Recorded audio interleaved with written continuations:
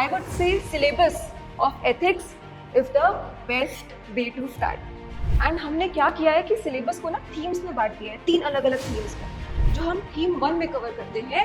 हमारे जो बेसिक्स है, ethics, human interface, essence, then आपका human values, then attitude, emotional intelligence are not limited to the syllabus mentioned in the UPSC notification.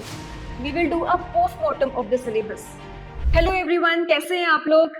Welcome to our orientation session on Ethics Enrichment Program 2026. ये course हमारे portal पर live है और the classes we plan to start by September 1st. So firstly, something about myself. I have written 4 UPSC mains, reached 3 interviews. Ex-Niti Aayog as a government technology policy professional, United Nations में recognized as top 3 women in GovTech across the world. And ethics के साथ मेरा जो कहानी है वो ऐसे कि it has been 100+ consistently and 119 in the most recent attempt. So why we have come to you with the ethics batch right now? Let's make a timeline, है ना, कि अभी से लेके प्रीलिम्स जो कि 25 मई को है नेक्स्ट ईयर, अभी से लेके प्रीलिम्स तक how should we plan our studies. आज क्या डेट है? 29 अगस्त. अभी से लेके दिवाली तक विच इज अराउंड 20 अक्टूबर मैं अपना एथिक्स एकदम पक्का कर लूंगी. एथिक्स और साथ में I can keep doing my optional. Diwali की छुट्टियां मना ली, दिवाली से लेके न्यू ईयर,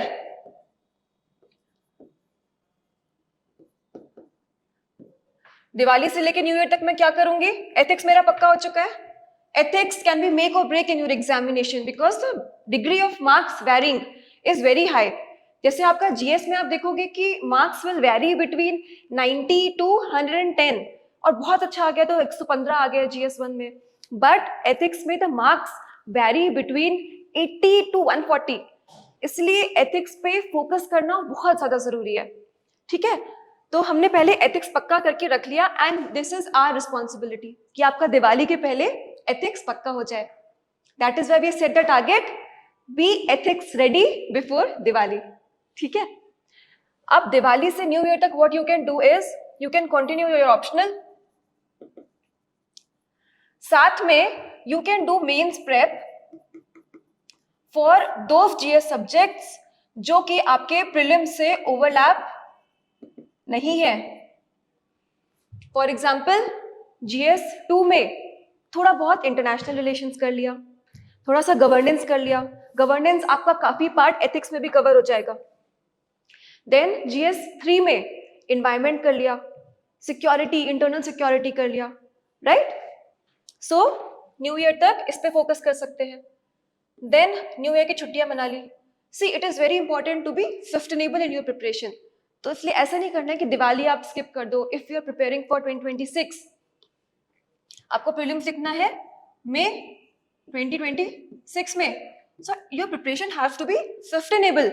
आपने यहाँ पे छुट्टी मना ली दिवाली की, फिर आपने न्यू ईयर की छुट्टियां मना ली. न्यू ईयर से लेके how I would plan is till around mid Feb, Valentine's day तक I would start my prelims preparation. But मैं थोड़ा थोड़ा मेंस भी पढ़ती रहूंगी. तो मेंस के वो subjects which are overlapping with prelims like polity, art and culture, geography, ये सब you should start after new year and after mid Feb dedicated prelims preparation. ठीक है, so this is somewhat how you can plan your year ahead for 2026. इसीलिए I would say the best time to study and complete and to become pro at ethics is now. ठीक है, that's our plan, B ethics ready before Diwali. Now how to start? I would say syllabus of ethics is the best way to start because well begin is half done. तो हम syllabus का we'll do a breakdown of the syllabus. सबसे पहले class में मैं यही कराती हूँ कि मैं पहले सिलेबस का ब्रेक डाउन कराऊंगी आपको, सिलेबस आपको रट्टा मरवा दूंगी एकदम। एंड हमने क्या किया है कि सिलेबस को ना थीम्स में बांट दिया है, 3 अलग अलग थीम्स में, क्योंकि एथिक्स का सिलेबस जो है वो थोड़ा सा आप देखोगे ऊपर नीचे है, टॉपिक्स रिपीटेड है, थोड़ा सा कंफ्यूजिंग है। इसीलिए सबसे पहला काम हम जो करते हैं वो है सिलेबस का ब्रेकडाउन, सिलेबस का rearrangement. If you do that rearrangement you will see कि काफी कुछ आप लिंक कर सकते हो सिलेबस में। फॉर एग्जाम्पल हमारे जो बेसिक्स है पार्ट 1 में, जो हम थीम 1 में कवर करते हैं, हमारे जो बेसिक्स है ethics, human interface, essence, then आपका human values, then attitude, emotional intelligence, उसका ही application for civil services will be in the theme 2। अगर यहाँ पे है आपका इमोशनल इंटेलिजेंस तो यहाँ पे आपका रहेगा इमोशनल इंटेलिजेंस का application for governance and administration. अगर आपका यहाँ पर है ह्यूमन वैल्यूज तो यहाँ पे रहेगा public service values and foundational values, right? So let's see how we have done a breakdown of the syllabus. तो हम सिलेबस को कैसे कवर करते हैं? We break it down into 3 themes. Theme 1 में we have ethics and human interface, human values, laws, rules, regulations, attitude, emotional intelligence, right? And theme 2 में उसी का application for civil services. तो आप एक तरीके से जब हम थीम 1 कवर कर लेंगे शुरू की 7-8 क्लासेस में, उसके बाद when we start with theme 2 उसी के साथ साथ आपका रिवीजन भी हो जाएगा पूरा थीम 1 का। That is our aim. Our aim is कि not only you study and read in the class, but class में आपको जितना भी पढ़ रहे हो ना आपको याद हो जाए, एकदम याद हो जाए, फ्रेमवर्क्स बन जाए मन में, ताकि अल्टीमेटली एग्जामिनेशन में जो रिकॉल हो दैट इज वेरी गुड। साथ ही कॉन्सेप्चुअल क्लैरिटी भी डेवलप हो जाए, which is why we are rearranging the syllabus itself. And then the third theme will be kept of applied ethics and case studies. तो उसमें हम देखेंगे डायमेंशंस ऑफ एथिक्स क्या क्या है, normative, applied, then ethics in private and public relationships. तो एक topic है ethics in public and private relationships और एक टॉपिक है सिलेबस में ethics, ethical concerns and dilemmas in public and private institutions. So we will not confuse, we will cover them both side by side so that there is conceptual clarity, right? And then what we do is we are not limited to the syllabus mentioned in the UPSC notification. We will do a postmortem of the syllabus.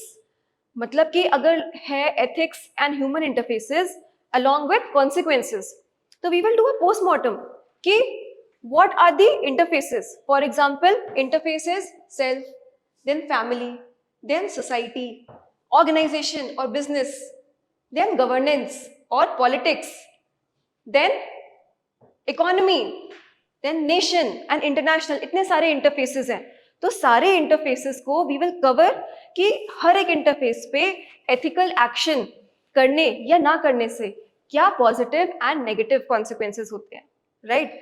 So it's generally said कि ethical action leads to good life, right? But why it is not happening, which is why it is important कि you understand कि ethical action होने से at all these interfaces ना सिर्फ there are positive effects but also negative consequences. ये देखना बहुत important है for a balanced rational analysis, and this comes in handy when you are solving case studies.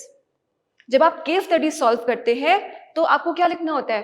Action का merit and demerit, वो यहां से आएगा कि मेरा अगर एक्शन एथिकल भी है तो उसका पॉजिटिव कॉन्सिक्वेंस भी है तो नेगेटिव कॉन्सिक्वेंस भी है, ठीक है? तो all this we will cover in detail. फिर हम जैसे बोल रहे थे कि थर्ड थीम में हमने अप्लाइड एथिक्स में डायमेंशंस को तोड़ा हुआ है। We have analyzed previous year questions, जितने भी प्रीवियस ईयर में क्वेश्चंस आए हैं, केस स्टडीज और थ्योरी अप्लाइड वाले, वो सब हमने लिस्ट डाउन कर ली हैं एंड उसको हम लोग डिटेल में कवर करेंगे। फॉर एग्जाम्पल 2025 में क्वेश्चन था ऑन सोशल मीडिया एथिक्स और इन्वायरमेंटल एथिक्स। ये टॉपिक्स सिलेबस में मेंशन नहीं है, है ना। इसीलिए इट इज वेरी इंपॉर्टेंट कि आप ना सिर्फ सिलेबस का ब्रेक डाउन करें बल्कि सिलेबस को एक्सटेंड भी करें, है ना, सिलेबस को एक्सपैंड करें, एंड उसमें जो हमारा एक्सपीरियंस एंड एक्सपर्टीज है वो विल कम इन हैंडी। तो जैसे कि हमने देखा medical ethics is one dimension. अच्छा, एक चीज, एक जल्दी से एक एक्रोनिम बता देती हूँ आप लोगों को। तो हमने जो भी एनालिसिस किया है पिछले साल के क्वेश्चंस का, उनमें से वी हैव फाउंड कि देयर आर 8 मेजर एरियाज जहां से केस स्टडीज बनते हैं। उनके लिए हमने एक एक्रोनिम बना लिया है, stampede. Security, national security ethics, case studies like problem of naxalism, terrorism. Technology ethics, 2024 में क्वेश्चन था एआई पे, AI in decision making. Then technology में हम एआई को अलग से देखेंगे एक बार। देन मेडिकल एथिक्स, और bio ethics, problem of designer babies, right, pharmaceutical companies. Then politics, environment, disaster management and equity से protection of vulnerable sections and feminist ethics, women related ethics. Every year there is a question on women related ethics, या फिर standalone होगा या फिर किसी question के साथ merge करके होगा, right? So we have this acronym called stampede. तो हम क्या करेंगे कि जैसे हम पेस्टल अप्रोच लगाते हैं ना आंसर्स में, we'll put stampede approach because pestle approach ना थोड़ा पुराना हो चुका है, so we'll create a new acronym. तो हम क्या करेंगे कि जैसे हम पहले पेस्टल अप्रोच लगाते थे ना आंसर्स में, पॉलिटिकल, इकोनॉमिक, सोशल, उसकी जगह पर हम स्टैम्पीड का अप्रोच लगाएंगे। पेस्टल अप्रोच ना पुराना हो चुका है, so we need new approaches for our copy to be distinct among several copies. तो हम लोग जब देखेंगे आंसर राइटिंग टेम्पलेट्स, तो we will put stampede approach in our answers. And then for each of these applied ethics dimensions, we will try to cover one good quote, है ना, एक बढ़िया सा कोट प्रिपेयर कर लिया, बढ़िया सा श्लोक प्रिपेयर कर लिया, जो मेन कीवर्ड्स हैं उस एरिया के वो प्रिपेयर कर लिए।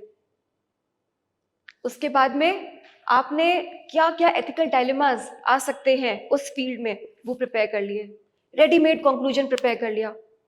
तो ऐसा करने से जब वो क्वेश्चन आएगा एग्जाम में, आपका जॉब बहुत आसान हो जाता है, आपका टाइम बहुत बचेगा एंड कॉन्फिडेंस भी बढ़ेगा। जैसे कि मेडिकल एथिक्स के लिए हमने ये श्लोका देख लिया, वैद्यो नारायणो हरि, medical professionals are equated to god. अगर आपका कोई केस स्टडी या क्वेश्चन आया मेडिकल एथिक्स का, तो इंट्रो में लिख दिया या फिर कंक्लूजन में लिख दिया या फिर बीच में एक पॉइंट में लिख दिया एज एन आर्ग्यूमेंट कि medical professionals are equated to God, वैद्यो नारायणो हरि, right, such a value point, instantly 0.5 to 1 marks आपका increase, right. So that is our approach. And then जो मेन कीवर्ड्स हैं, Hippocratic oath, non maleficence, informed consent, confidentiality, triage ethics, ऐसे 4 to 5 keywords we will remember for each of these dimensions. This will be our approach.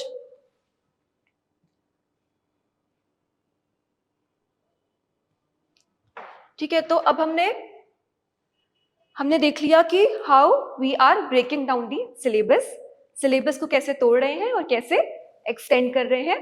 उसके बाद में let's see कि what is the right approach to make notes in ethics. तो ये मैंने एक session लिया था ऑन हाउ आई स्कोर्ड 119, उसमें भी मैंने कवर किया था कि नोट्स ना 3 लेवल पे होने चाहिए। पहले आपके डिटेल्ड कॉम्प्रिहेंसिव नोट्स, फिर आपके थोड़े से शॉर्ट नोट्स जो आप 4 से 5 घंटे के बीच में रिवाइज कर सकते हैं, एंड देन आपके डिस्टिलेशन से बनेंगे एक ऐसे नोट्स जो कि आपके आधे से 1 घंटे के बीच में रिवाइज हो जाए, वो आपके एग्जाम के दिन वाले नोट्स होंगे। ठीक है, तो जब हम लोग क्लास में पढ़ेंगे तो माय फोकस इज कि आपको बिल्कुल क्रिस्प एंड क्वालिटी नोट्स दिए जाए, नो बल्कि नोट्स, नो 300 और 400 पेजेस नोट्स, बल्कि नोट्स, बिकॉज सीधी बात, नो बकवास will be our approach. तो around 75 pages of notes, including diagrams, including examples जो हम लोग क्लास में एक्टिव ब्रेनस्टॉर्मिंग करेंगे, वैसे examples, quotes, keywords, formulas, diagrams, all of that will be in 75 pages of quality notes. This is our approach, which you can, these notes you can read and read again. Because I think that rather than reading 300 pages of notes once, मतलब आप 300 pages के notes एक बार पढ़ो, उससे अच्छा है कि आप ये 75 पेजेस के नोट्स 4 बार पढ़ लो उतने टाइम में, राइट? ये हो गई बात कि कितना पढ़ेंगे एंड कैसे पढ़ेंगे. अब बात करते हैं कि क्या पढ़ेंगे. तो we aim to have absolute conceptual clarity, because UPSC जो है ना वो बहुत क्लोज टॉपिक्स पे पूछता है, उसके लिए कॉन्सेप्चुअल क्लैरिटी बहुत इंपॉर्टेंट है. तो सबसे पहले हम क्या करेंगे, जितनी भी मेन टर्मिनोलॉजीज हैं, जितनी भी मेन फाउंडेशनल वैल्यूज हैं, जैसे कि आपके जो नोलन के प्रिंसिपल्स हैं, नोलन के 7 principles, Nolan, and then syllabus में जो वैल्यूज मेंशन है, उसके बाद प्लेटो की वर्च्यूज, उसके बाद में पीवाईक्यूज से जो हमको टॉपिक्स मिले हैं, like love, hate, anger, happiness, ये सब कुल मिला के around 25 to 30 values and terms बनते हैं. इस पे हम लोग प्रिपेयर करेंगे डेफिनेशन डेफिनेटली. उसके बाद में एक 4 घंटे का ब्रेनस्टॉर्मिंग सेशन हम रखेंगे, क्योंकि अगर मैं आपको कंटेंट लिख कर दे दूंगी तो आपको पता नहीं याद रहे या ना रहे, बट अगर मैं आपसे ब्रेनस्टॉर्मिंग कराऊंगी ना क्लास में, आपसे बात करके, आपको सोचने के लिए मजबूर करके, दोस्तों के साथ बात करके, अगर मैं ब्रेनस्टॉर्मिंग कराऊंगी क्लास में तो आपको पक्का याद रहेगा, वो आपके जहन में बैठ जाएगा एग्जाम्पल. और उससे और क्या होगा कि जब आप पेपर पढ़ रहे हैं, जब आप अपनी लाइफ जी रहे हैं दुनिया में, and also the happenings of your life till now, आप उन सबको एथिक्स के फ्रेमवर्क में ढाल के you will be able to bring your unique examples. ठीक है, तो that will be our approach. Syllabus में क्या लिखा हुआ है, lessons from leaders, reformers, personal life and administrators. तो हर एक ये जो टर्म्स निकल के आ रहे हैं, हर एक टर्म का पहले तो हम एक डेफिनेशन देख लेंगे, देन एक पर्सनल एग्जाम्पल. फॉर एग्जाम्पल अगर एक टर्म है ऑटोनॉमी, तो मैं एग्जाम्पल लिखूंगी कि my father gave me the autonomy to decide my age of marriage, right? Personal unique example. ठीक है, उसके बाद में जैसे सिलेबस में लिखा हुआ है lessons from the lives of administrators, एक टर्म है, तो हम लोग एक एडमिनिस्ट्रेटर का एग्जाम्पल देख लेंगे. ये एडमिनिस्ट्रेटर का या फिर कोई स्कीम का, कोई गवर्नेंस एग्जाम्पल, या फिर कोई लीडर का example. And then we have to bring some creativity and some interest of the examiner in your copy. So for each of this term we will see some example from a movie, celebrity, news or something on those lines. For example मेरा favorite examples थे movies के, तो जैसे movie red है ना, उसमें IRS Ameya Patnaik है, तो मैं लिखूंगी in the value of honesty or integrity कि IRS Ameya Patnaik in the movie Raid did not even take small gifts. या फिर करेज ऑफ कन्विक्शन में हम लिख सकते हैं कि IRS Ameya Patnaik asked the Prime Minister to give orders in writing. है ना, उन्होंने जब इंदिरा गांधी का फोन आया था उनको, तो उन्होंने फोन पे बोला कि मैम आप ना लिखित में दे दो ऑर्डर, तो मैं कर दूंगा, है ना. तो this kind of examples we will jot down and brainstorm in the class. उसके बाद में quote and we will solve PYQs for each of them. अच्छा, अब जो भाई मैंने कहा ना कि जो सिमिलर वैल्यूज है ना, वो यूपीएससी के फेवरेट है, वहां पे फंसाने का मन करता है यूपीएससी का. तो जैसे इम्पार्शियलिटी है, तो डिफरेंस विद नॉन पार्टीजनशिप। तो हम लोग इसको very clearly will try to understand one main difference, और उसके बाद में डिफरेंशिएशन टाइप क्वेश्चंस के लिए हम लोग टेम्पलेट भी देख लेंगे। So conceptual clarity is very very important, कि अगर आपका कॉन्सेप्ट ऑफ पब्लिक सर्विस है मान लीजिए, ठीक है, पब्लिक सर्विस को क्यों बोलते हैं public service? Because it has legitimacy by the public, resources of the public, taxpayers money, and objective is for the public. Then क्यों important है कोई भी value for a, क्यों important है कोई भी value for a civil servant? क्योंकि they are the repository of public trust, उनके पास power है, उनके पास माल है, resources है, और उनके पास जानकारी है। इसी के लिए इंटीग्रिटी होना, प्रोबिटी होना इंपॉर्टेंट है for civil service. This kind of clarity is very important. Then अगर हम बात करें term like accountability, accountability is not just कि आपको अपने बॉस के लिए है, but it is a broader concept, it is a broader concept. Accountability can be upward for boss और court, then it can be downward for your team, it can be social for the public, and it can be horizontal also, interdepartmental, एक department से दूसरा department, या फिर जैसे NHRC है वो accountable hold करता है मिनिस्ट्रीज को, है ना, एंड इम्प्लीमेंटिंग बॉडीज को। तो this is also important. So that is how we will cover कि हम लोग एक कॉन्सेप्ट का ना पूरा एक विजन और एक फ्रेमवर्क बना लें अपने मन में।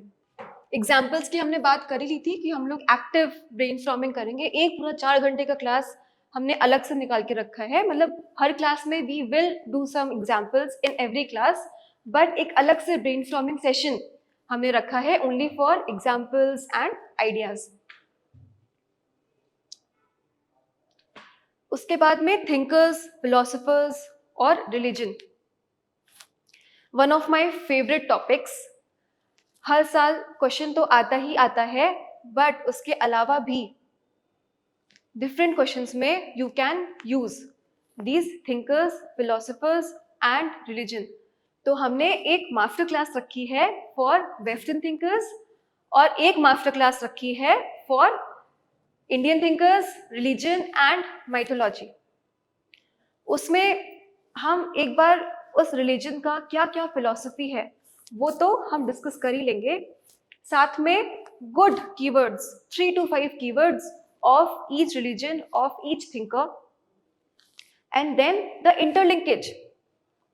क्योंकि जब हम कोड बेस्ड या थिंकर बेस्ड क्वेश्चन सॉल्व करते हैं, उसमें हम अगर किसी दूसरे थिंकर के साथ में इंटरलिंकेज दिखा दें तो सोचिए कितना अच्छा पॉइंट लगेगा, है ना। तो हम लोग थोड़ा सा इंटरलिंकेज भी करेंगे। जैसे अगर हम गांधीयन प्रिंसिपल पढ़ रहे हैं ऑफ पॉलिटिक्स एंड एथिक्स, तो साथ में हम देख सकते हैं कि मैकियावेली का इससे लिंक्ड प्रिंसिपल है पॉलिटिक्स एंड एथिक्स का। बट जैसे हम गांधीयन प्रिंसिपल पढ़ रहे हैं पॉलिटिक्स एंड एथिक्स का, तो मैकियावेली का प्रिंसिपल भी पढ़ सकते हैं पॉलिटिक्स एंड एथिक्स का। गांधीयन का प्रिंसिपल ये बोलता है कि they go hand in hand, but Machiavelli बोलता है कि they need not go hand in hand.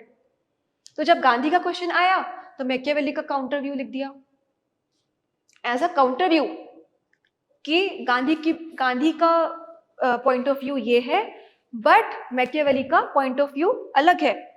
Counter view लिखने से it shows your multi dimensional thinking. तो that is something we will see कि हर एक थिंकर का अगर क्वेश्चन आ रहा है तो आप काउंटर व्यू या फिर कॉन्ट्रास्टिंग व्यू आप क्या लिख सकते हो, ऐसे लिंक करेंगे।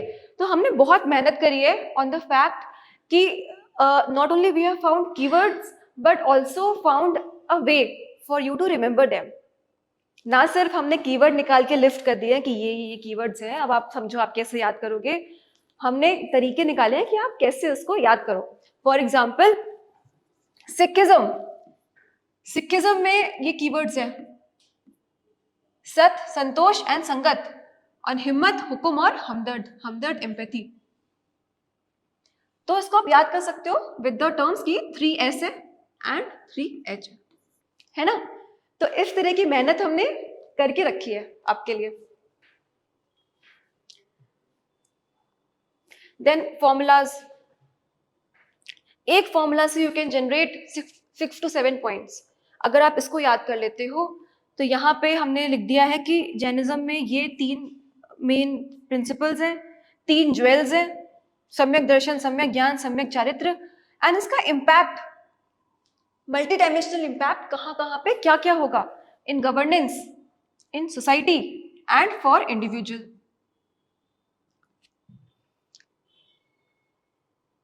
देन एग्जाम्पल, आपको क्या, कुड यू हैव थॉट कि जैनिज्म का जो प्रिंसिपल है अनेकांतवाद, उसको आप कहाँ पे अप्लाई कर सकते हो? जैसे कि आपका इन्वायरमेंटल इम्पैक्ट असेसमेंट होता है, उसमें जो कंसल्टेशन होता है, community consultation, consultation from stake holders, that is an example of Anekantavada. Interesting, right? That is the way we will study. अब यूपीएससी में जो अलग अलग तरह के क्वेश्चंस आते हैं, आपके कोड बेस्ड क्वेश्चंस आते हैं, थिंकर और कोड बेस्ड, फिर आपके डिफरेंशिएशन वाले क्वेश्चंस आते हैं, थ्योरी क्वेश्चंस आते हैं, अप्लाइड एथिक्स से क्वेश्चंस आते हैं। तो ये हो गया हमारा कंटेंट कि हम क्या क्या कवर करेंगे। इसके बाद में, ये कंटेंट कवर करने के बाद एग्जाम में एक्टिव रिकॉल कैसे करेंगे, उसके लिए we have prepared templates. Along with templates, we have some acronyms and we have some workbooks. जैसे कि मैंने बोला, ये क्लास में it will not be one way transfer of information कि मैं यहाँ से बोलती जा रही हूँ, आप एक कान से सुन रहे हैं, दूसरे कान से निकाल दे रहे हैं। It will be active brainstorming, दिमाग चलाना है क्लास में बैठ के, ठीक है? दिमाग चलाना है क्लास में बैठ के, ठीक है? हमने क्या किया है कि अलग अलग तरीके के जो प्रीवियस ईयर क्वेश्चंस आते हैं, उन सब के लिए हमने कुछ कुछ टेम्पलेट्स बना लिए। जैसे कोड बेस्ड और थिंकर बेस्ड क्वेश्चंस के लिए हमने बना ली है ये टेम्पलेट रिफ्लेक्ट, रिफ्लेक्ट, है ना? हमारे बहुत सारे स्टूडेंट्स केम टू अस कि मैम कोड बेस्ड क्वेश्चंस में समझ नहीं आता है कि एक पॉइंट लिख दिया, 2 पॉइंट लिख दिया, फिर और 2-3 पॉइंट्स लिख दिए, बट स्ट्रक्चर कैसे करें, है ना? वो समझ नहीं आता है कि हम स्ट्रक्चर कैसे करें आंसर को। So that is why we thought we will make a template reflect, that we will see in detail in the class. But ये समझिए कि उसके अंदर भी, लाइक कोड बेस्ड क्वेश्चंस के अंदर भी, this we will discuss in the class, but be assured कि कोड बेस्ड क्वेश्चंस के अंदर भी 2 तरह के क्वेश्चंस मेनली होते हैं। What does the code mean to you and what does the code mean in the present context.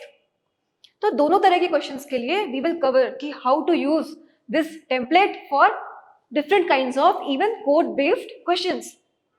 Similarly, we saw a template in our marathon session right before mains for differentiation type of questions. कि differentiation types of questions आ गए हैं, there are close values, but how you can write 7 to 8 points within 3 minutes. ठीक है? Templates के बाद में हम लोग थोड़े एक्रोनिम्स देखेंगे। Acronyms for infinite number of points generation, कि आप एक एक्रोनिम का फ्रेमवर्क अपने मन में बिठा लीजिए, या फिर जब आप एक्चुअल एग्जाम में जा रहे हो या फिर आप टेस्ट लिख रहे हो, तो फिर आप उस एक्रोनिम को पीछे कॉपी कर लिख लीजिए। Whenever in any question you are feeling stuck, you look back at the acronym and you can generate instant points, and our students have tried it already. ठीक है? So we'll see magic acronyms like this one. उसके बाद में frameworks, जैसे कि reforms होने हैं तो we will see frameworks कि how to inculcate probity in governance, how to inculcate the right attitude in civil servants. So we can see this framework, process, structure, behavior, PSB framework. And उसके बाद में we'll have workbooks. 7 to 8 workbooks will be having. Workbooks मतलब कि वो आपके जो high yield notes होते हैं ना उसमें जाएंगे, ऐसे हमारे वर्कबुक्स कि आपके जो हाई यील्ड नोट्स है ना 1 आवर वाले, उसमें जाएंगे आपके वर्कबुक्स। उसमें थोड़ा सा कंटेंट हम देंगे, बाकी कंटेंट आप ब्रेनस्टॉर्मिंग करके अपने फ्रेंड्स के साथ या फिर अपने फ्री टाइम में you will fill it and then we will discuss in the class. Then we have come up with unique, first of its kind in the market, value addition content. जैसे कि एक workbook हमारी रहेगी on ethics derived from the constitution.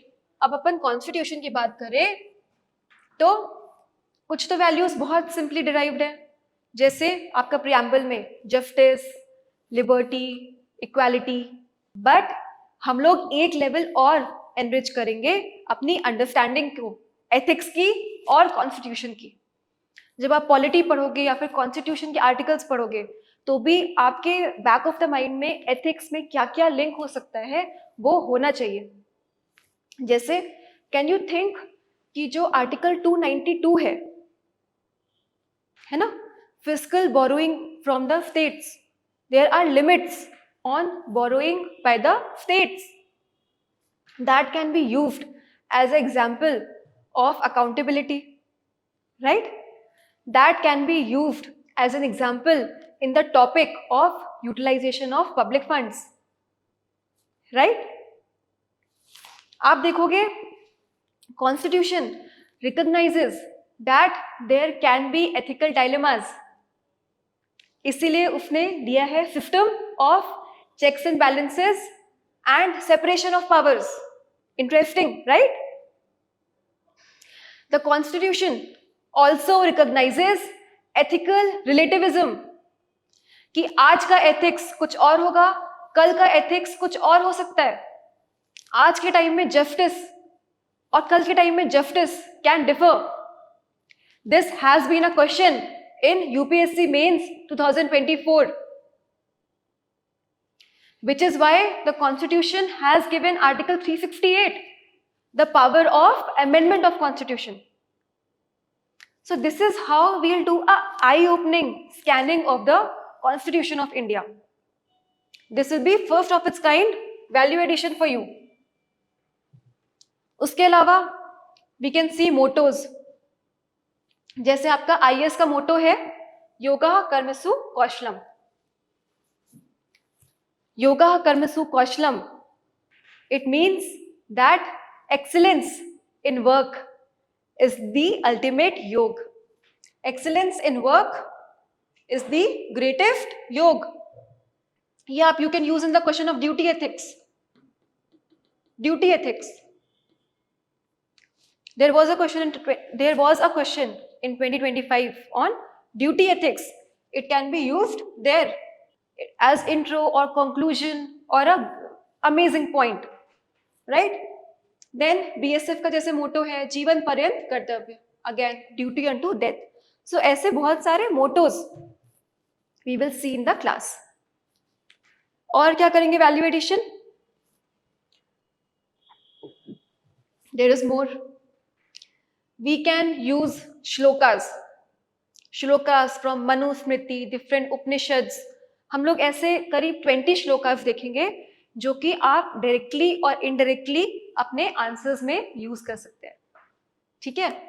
And case studies के लिए we will also see the roles and responsibilities matrix of different key players. मान लीजिए UPSC आपको बनाता है डीएम ऑफ अ डिस्ट्रिक्ट, मान लीजिए यूपीएससी आपको बनाता है एसपी ऑफ अ डिस्ट्रिक्ट, मान लीजिए यूपीएससी आपको बनाता है मैनेजर ऑफ अ पीएसयू और managing director of a PSU, या फिर प्रोजेक्ट मैनेजर, या फिर चीफ साइंटिस्ट, या फिर ओनर ऑफ एन एनजीओ। तो इन सारे रोल्स में आपकी रिस्पॉन्सिबिलिटीज हैं, क्या आपके पास पावर्स हैं? अच्छा, पावर्स हैं इसका मतलब ये नहीं हर कोई हर चीज कर सकता है, आपके लिमिटेशंस भी होंगे। वो जानना भी बहुत बहुत इंपॉर्टेंट है कि आपके लिमिटेशंस क्या हैं उस रोल में। For example, DM can order the section 144 former IPC curfew, but he cannot enforce it. He will need the help of the SP to enforce it. Similarly, the SP is bound by magisterial orders, by state police rules and NHRC advisories. तो ये सब हमको जानना थोड़ा important हो गया है अभी, बिकॉज आप देखोगे इस साल भी यूपीएससी में क्वेश्चन आया कि you are the DM and you try to call, आपके डिस्ट्रिक्ट में डिजास्टर हो गया है, you try to call the home secretary but home secretary did not pick up the call. तो आप आगे क्या कर सकते हैं? तो आपके हाथ में क्या क्या रोल्स हैं, आपके क्या क्या पावर्स हैं, ये जानना बहुत इंपॉर्टेंट हो गया है. Along with that, did you know that DM is the head of the District Disaster Management Authority under Disaster Management Act 2005. Did you know that he has emergency powers under the Epidemic Diseases Act 1987? Important, right? ये सब we will see in the classes. इसके अलावा we can also see the good practices. जैसे एक DM की good practices क्या क्या हो गई? कंसल्टेटिव प्रोसेसेस, कोलैबोरेटिव प्रोसेसेस, आपका making standard operating procedures, SOPs. These are some good practices which a stakeholder can follow. You can have out of the box thinking, right, for these. तो ये हो गई बात कि सबसे पहले हम लोग कैसे सिलेबस को ब्रेक डाउन करेंगे, उसके बाद में what all topics we will cover, how we will make notes, उसके बाद हम कैसे brainstorming करेंगे for conceptual clarity, उसके बाद में हम क्या क्या value addition कर सकते हैं. The next step is consolidating all of this knowledge in your crisp 75 to 80 pages, which I will call your GS4 toolkit. जैसे toolkit होता है उसमें से आपके पास औजार हैं बहुत सारे, जैसा क्वेश्चन आया, जैसा टॉपिक आया, जैसा थीम आया, उसके हिसाब से आपने अपने औजार निकाले and you made a very good answer. This will be your GS4 toolkit which we will make in the classes itself. Now once you have your GS4 toolkit, the next step will be answer writing. Answer writing मैं बोलूंगी ना, उसको micro manage करो. जैसे हमने बात की अलग अलग टाइप के क्वेश्चंस क्या क्या होते हैं. आपके सबसे पहले थ्योरी बेस्ड क्वेश्चंस हैं, राइट? इसके लिए वील सी टेम्पलेट. देन आपके सिलेबस के डायमेंशंस, फिर आपके करंट अफेयर्स और अप्लाइड वाले क्वेश्चंस हैं.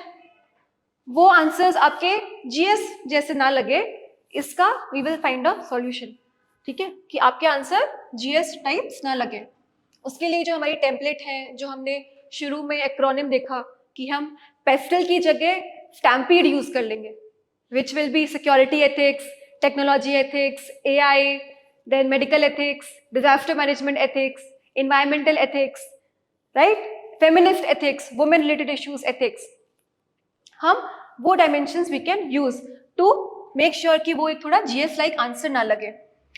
देन आपके कोड बेस्ड क्वेश्चंस हमने देखी थी template. Within code based questions also we will make sure कि क्या पूछा गया है, मीनिंग टू यू पूछा गया है या फिर मीनिंग इन प्रेजेंट कॉन्टेक्स्ट पूछा गया है, उसके हिसाब से we will apply templates. Then case studies.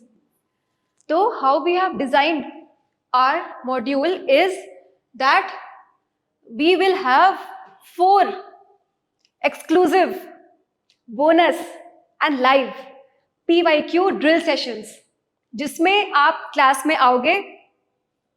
We will have a timer, 10 markers 7 minutes में और केस स्टडीज 14 मिनट्स में.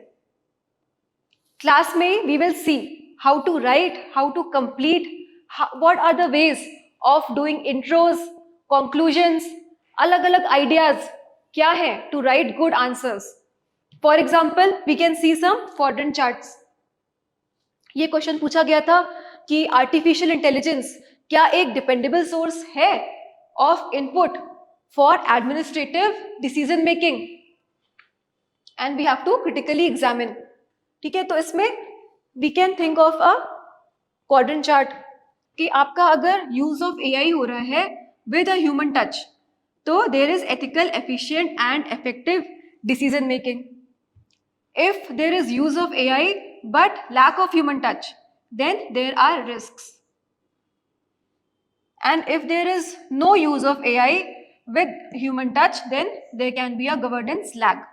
So, ऐसे ideas, intro conclusion के ideas, diagrams के ideas, formula के ideas, क्या thinkers we can link in the answers. In each answer, we will try to link at least one thinker or one mythological example that we will see in the class itself. जैसे हमने इसमें link कर दिया है नीति over न्याय गीता का, right, जिसमें you will write case studies in 14 minutes. ठीक है, अब बात करते हैं एग्जाम में टाइम मैनेजमेंट की, क्योंकि हमने देख लिया सबसे पहले सिलेबस का ब्रेकडाउन, क्या क्या हम कवर करेंगे कॉन्सेप्चुअल क्लैरिटी के लिए, कैसे कैसे हम टेम्पलेट्स देखेंगे, कैसे हम ब्रेनस्टॉर्मिंग करेंगे, वर्कबुक्स हम लोग सॉल्व करके रखेंगे अपने नोट्स में. Then we will have value addition. उसके बाद में हमने PYQ सॉल्व कर लिए. उसके बाद में हम कुछ टेस्ट लिखने पे आएंगे. तो in our schedule itself we have 3 sectional test. हर एक थीम के बाद में we will have 1 sectional test and its discussion. अब बात कर लेते हैं थोड़ा सा टाइम मैनेजमेंट की. एक्चुअल मेंस एग्जाम में कैसा टाइम मैनेजमेंट रहता है and what is the marks distribution in the paper. 250 marks full paper, 180 minutes. There are 13 10 markers as per the pattern till now. 13 10 markers and 6 case studies of 20 marks each. Right? So we'll try to distribute थोड़ा आधा time दोनों में. उससे हमको मिलता है around 7 minutes for each 10 marker and 15 minutes for each case study. 10 markers में से 3 तो कोड बेस्ड क्वेश्चंस आते हैं हर साल as per the pattern till now and we will see a template for code based questions, जिससे कि 7 minutes नहीं, at least 7 minutes नहीं, 5 मिनट के अंदर you can write code based answer. You will be amazed, trust me. तो we give about 7 minutes to 10 markers and 15 minutes ideally to case studies. But होता क्या है एग्जाम में, जब हम लिखने बैठते हैं तो कभी भी 1.5 घंटा में सेक्शन 1 कंप्लीट नहीं हो पाता है, which is why we will also see कि how we can write case studies in 14 minutes. तो आइडल टाइम हम रखेंगे ही रखेंगे, but even if you get 10 minutes for the last case study, how you can write it. Paper complete करने के there can be different approaches that you will have to find out when you are writing the test. आप पहले सारे 10 markers कर लो, फिर आप case study पे आओ, या फिर आप पहले case study से चालू करो. कुछ लोग case study से चालू करते हैं पेपर and then 10 markers पे आते हैं, और कुछ लोग एक हाइब्रिड अप्रोच भी लगाते हैं. जैसे मैं क्या करती थी कि पहले मैं अबाउट 10 करीब 10 मार्कर्स कर लेती थी, फिर मैंने सारी केस स्टडीज कवर कर ली एंड देन 3 जो क्वेश्चंस बचे मैं आखिरी के 10 या 15 मिनट में उनको फटाफट खींच दिया. ठीक है, so that is something which you will realise and for that we are bringing you 3 sectional test within the module itself. So that's it from my side for this orientation session for Ethics Enrichment Program 2026. A quick look we can take at the schedule. जैसे कि हमने पहले ही बात कर लिया है कि हम लोग एक एक करके we are covering topic and a template. Then we are covering one more template. Then we'll be having a master class for brainstorming for foundational values and a PYQ solving drill.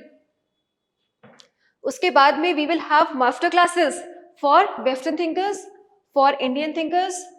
We'll have bonus session for template for PYQ solving. Then we'll have a sectional test. उसके बाद में public service values theme 2 हम लोग acronyms साथ साथ में देखते चलेंगे और हर एक क्लास में हम लोग 1 या 2 PYQs सॉल्व कर लेंगे. उसके अलावा PYQ सॉल्विंग ड्रिल भी होंगे, उसके अलावा सेक्शनल टेस्ट भी होंगे और टेस्ट का डिस्कशन भी होगा. ठीक है. देन थीम 2 कवर हो गया, आपका टेम्पलेट कवर हो गया थीम 2 का. देन थीम 2 का सेक्शनल टेस्ट हो गया. उसके बाद theme 3 applied ethics and dimensions. इसमें हम लोग थोड़ा सा रिवीजन कर लेंगे हमने जो पहले पढ़ा है उसका. उसके बाद में we will have a case studies, PYQ analysis and solving drill and then a sectional test. Then what comes is your Diwali की छुट्टी. दिवाली की छुट्टी. So this is our plan to cover ethics till Diwali. You can find the details of this batch on the website. You can also contact the IS Hub Center for more details and see you in the first class.